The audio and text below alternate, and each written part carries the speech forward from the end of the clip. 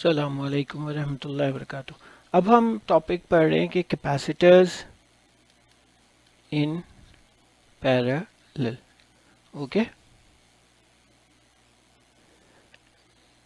Let's say हमारे पास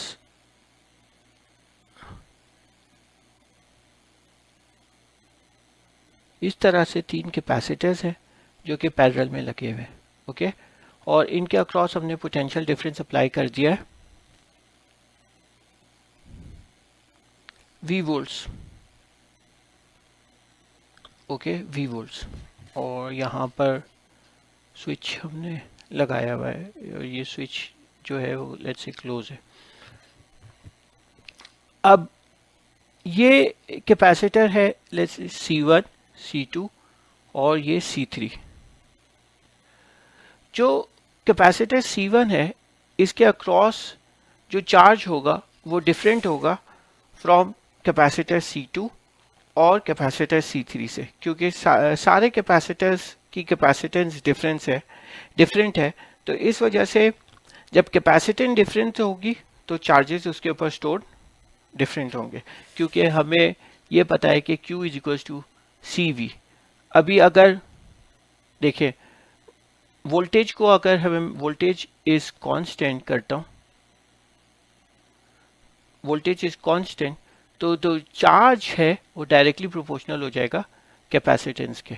higher the capacitance,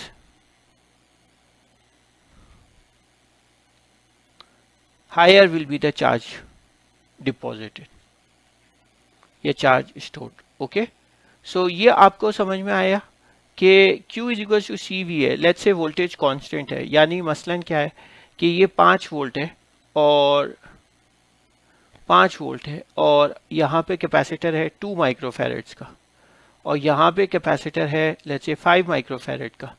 तो इस वक्त क्या है कि 5 माइक्रोफैरेड वाला ज़्यादा चार्जेस स्टोर करेगा as compared to 2 microfarad, because देखिए वोल्टेज कांस्टेंट है। कैपेसिटेंस बढ़ा दें तो आपके पास चार्जेस स्टोर बढ़ जाएंगे। ओके, अब हम यहाँ पे आते हैं पैरेलल कॉम्बिनेशन के अंदर। तो पैरेलल कॉम्बिनेशन में जो हमारे पास जो वोल्टेज है वो सेम है। लेट्स से इसके अक्रॉस वोल्टेज V1 है, कैपेसिटर C1 के अक्रॉस वोल्टेज है V1, C2 के अक्रॉस वोल्टेज V2 और C3 के अक्रॉस V3। तो इन दिस केस क्या होगा, voltages V1 is equals to V2 is equals to V3 is equals to V volts. Okay, क्योंकि same potential पे parallel है। बट जो चार्ज होगा Q1 is not equal to Q2 is not equals to Q3. Why? Because capacitance C1 is not equal to C2 is not equals to C3. Okay. दूसरी अहम बात यह है कि जो चार्ज Q टोटल चार्ज है, net charge, let's say net charge supplied by the battery, ये distribute हो जाएगा Q1 पे, Q2 पे और Q3 पे। ओके, जो बैटरी जो चार्ज Q देगी तो वो इन तीनों कैपेसिटेंस के ऊपर डिस्ट्रीब्यूट हो जाएगा। तो इस वजह से आपके पास Q बराबर हो जाएगा नेट चार्ज जो है supplied by the battery, by the battery, let's say battery is equals to Q1 stored in capacitor 1, Q2 stored in capacitor 2 charge, Q3 charge stored in capacitor 3। अब सिंस आपने पढ़ा है कि Q is equals to CV, okay, यह हमने पहले पढ़ा है। तो Q1 क्या हो जाएगा, कैपेसिटेंस 1, लेकिन वोल्टेज तो इसकी V है, C2 into V plus C3 into V, और Q क्या हो जाएगा आपके पास, C net into V net.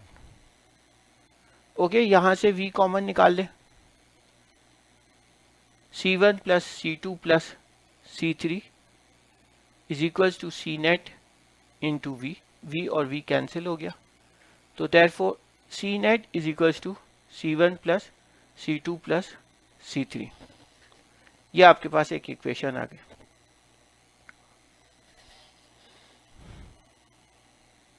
Okay,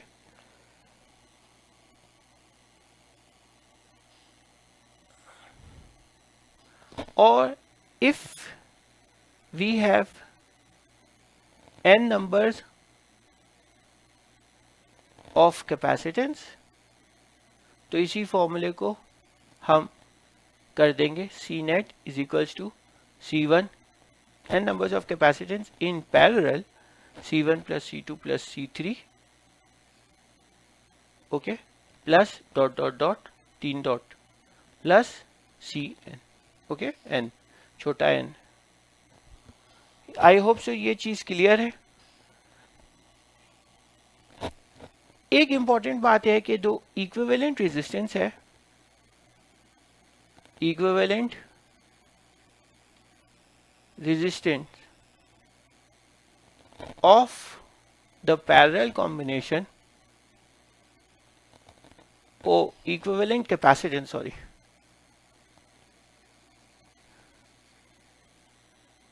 capacitance of parallel combination of capacitor is always greater than any of the individual capacitance।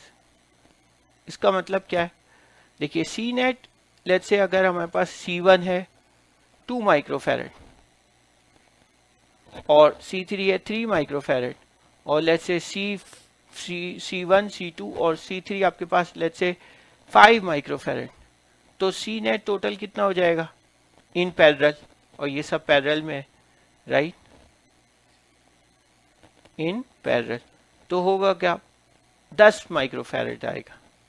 तो 10 माइक्रोफैरेड डेफिनेटली बड़ा है from the largest capacitance connected in series, 10 microfarad. I hope so ये वाली topic आपको clear है।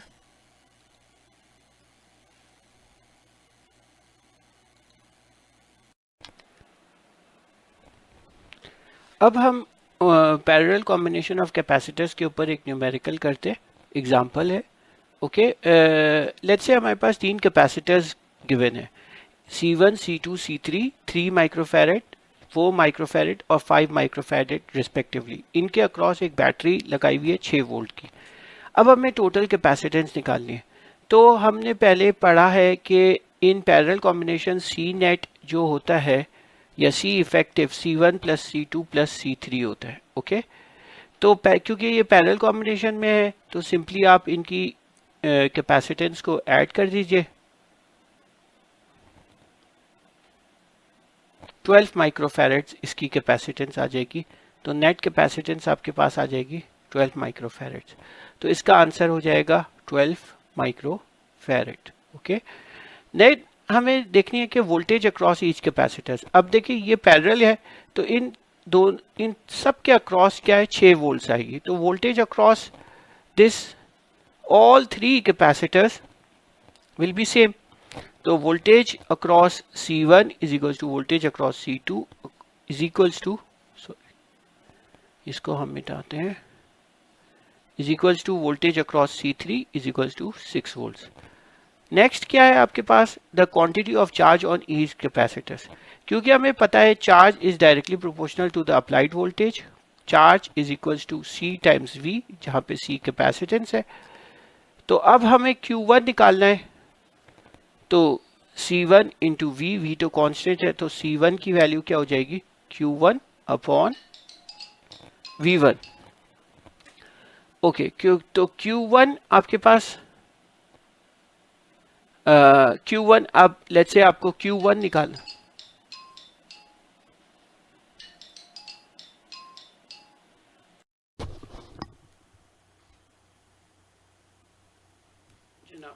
तो अब हमें चार्जेस निकालने हैं तो लेट्स से हम ये Q is directly proportional to V, Q1 is equals to C1 times V, और तो Q1 के ऊपर चार्ज C1 के कितने डिपॉजिट होंगे, तो वो देखने के लिए C1 हमारे पास है 3 माइक्रोफैरेड, 3 इंटू 10⁻⁻6 इंटू 6, तो आपके पास इतने 6 सीरीज 18 इंटू 10⁻⁻6 कूलोम्स चार्जेस, ओके। और आपके पास जैसे Q2 के ऊपर हो जाएंगे आपके पास C2 इंटू V, C2 आपके पास है 4 इंटू 10⁻⁻6 माइक्रो फैरेड, और V है आपके पास 24 into 10⁻⁻6 coulomb charges, okay. Q2 आ गए आपके पास। इसी तरीके से आप Q3 निकाल लीजिए, Q3 is equals to C3 into V, और C3 आपके पास 5 माइक्रोफैरेड इंटू 10⁻⁻6, और वोल्टेज आपके पास 6 इंटू 10⁻⁻6 कूलोम्स। ये आपके पास चार्जेस आ गए, ओके। नेक्स्ट हमारे पास है एक एग्जांपल, कैपेसिटेंस दी हुई आपको 100 माइक्रोफैरेड एक कैपेसिटर की, और वोल्टेज है इसके across, so since Q is equals to C times V, ये तो हमें पता है। अब Q is equals to capacitance है 100 इंटू 10⁻⁻6, और वोल्टेज है आपके पास 50, तो ये हो जाएगा 5000 इंटू 10⁻⁻6 कूलोम्स चार्जेस, 5000। तो अब अगर हम इसको स्टैंडर्ड फॉर्म में लिखते हैं तो ये हो जाएगा 5 इंटू 10⁻⁻6 इंटू 10 पीछे आते हैं तो 3 प्लेसेस पॉजिटिव, तो ये हो जाएगा 5 इंटू 10⁻⁻3 कूलोम्स चार्ज। ये Q आ गया आपके पास। इसी तरीके से अगर हम पिछले सवाल को स्टैंडर्ड फॉर्म में करेंगे तो 1.8 इंटू 10⁻⁻5 कूलोम चार्जेस यहाँ पे आ जाएंगे, ये हो जाएगा 2.4 इंटू 10⁻⁻5, और ये 3 into 10⁻⁻5 coulomb, okay. Hope so ये आपके पास ये चीज़, ये न्यूमेरिकल्स क्लियर है, और अगर कोई चीज़ समझ नहीं आती है तो आप ज़रूर पूछ सकते हैं। Thank you very much.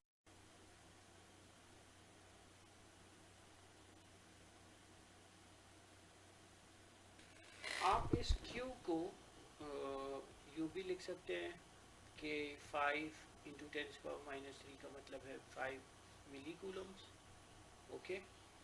और यहाँ पर ये हो जाएगा Q1 is equals to 18 micro coulombs, और Q2 हो जाएगा आपके पास 24 माइक्रो कूलम्स,